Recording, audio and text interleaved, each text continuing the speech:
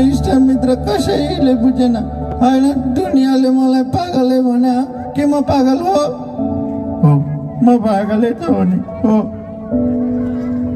तेरो बुवा अरूको कति त वचन सही सही, आफू एक सर नलगाए, आफू नखाई तलाई बढाए हुर्काए।